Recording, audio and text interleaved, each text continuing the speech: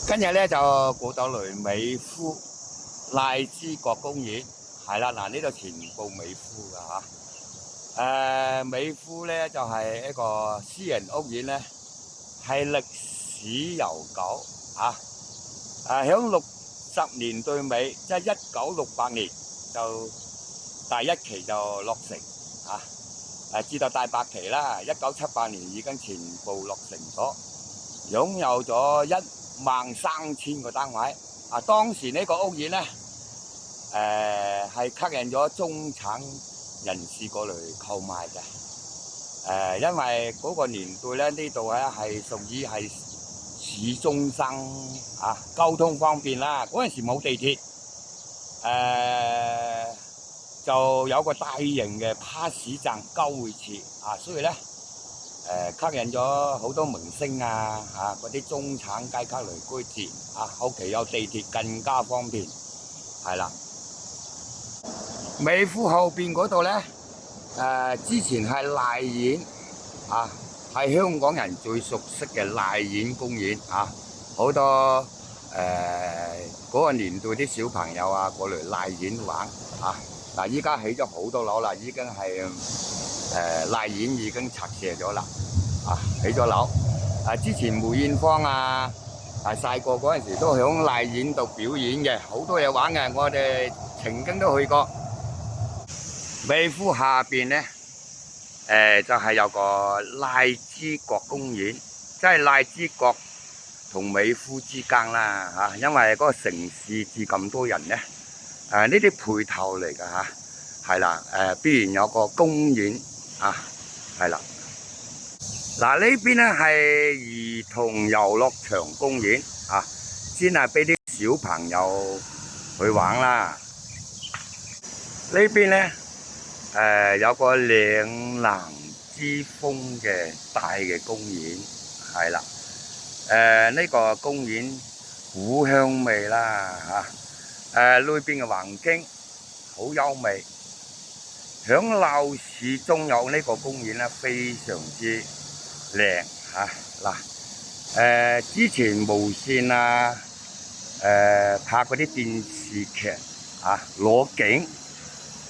好多都係響呢度攞景嘅係啦。嗱，前邊又有嗰啲古香味嘅嶺南之風，係啦，好多電影拍攝咧都係響呢度攞景嘅係啦。嗱，呢個園區嘅設計咧好有古香古色味，又有優美嘅池喺度啦好似去個松仔吳園嗰度嗰啲九曲橋好靚又有好多白鴿喺度飛嚟飛去嗱。呢個池咧又有蓮花荷花湖中間咧有棵楊柳樹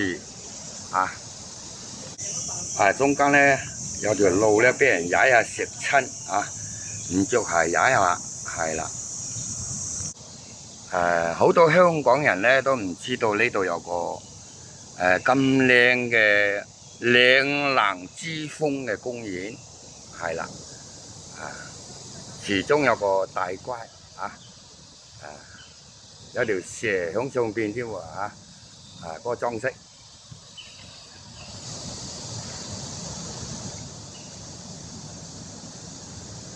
呢段嘅設計咧就係古香古色味係啦嗱。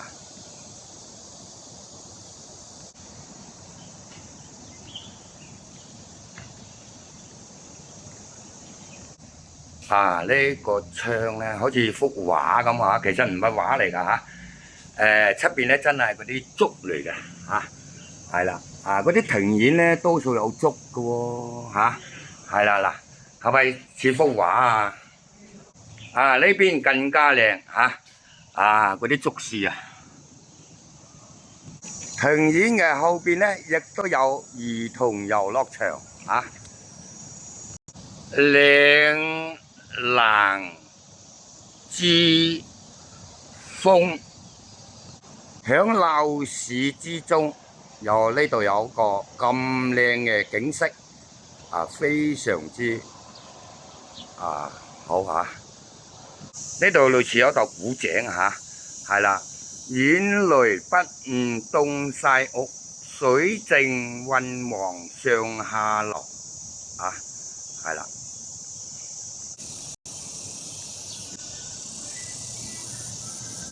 呢度有架人力車嚇，喺當時香港50、60年代咧，用人手拉嘅梗係嗰啲有錢人啦坐到俾人力拉車。之前嘅交通工具咧就係少啦嘛，係啦，人力車。呢度咧有副呢個古時嘅明清年代嘅象棋嘅殘局中國象棋係好流行啊嘛俾人哋動動腦筋啦呢度擺個象棋俾你睇點樣行睇點樣修正呢個殘局咧，係啦。跟住過到嚟美孚荔枝角公園見到呢個有個呢個嶺南之風嘅風景非常之靚響鬧市中咧有個呢個公園咧，俾啲市民啲遊客過嚟參觀下，了解下我哋中國嶺南之前嘅風貌係啦。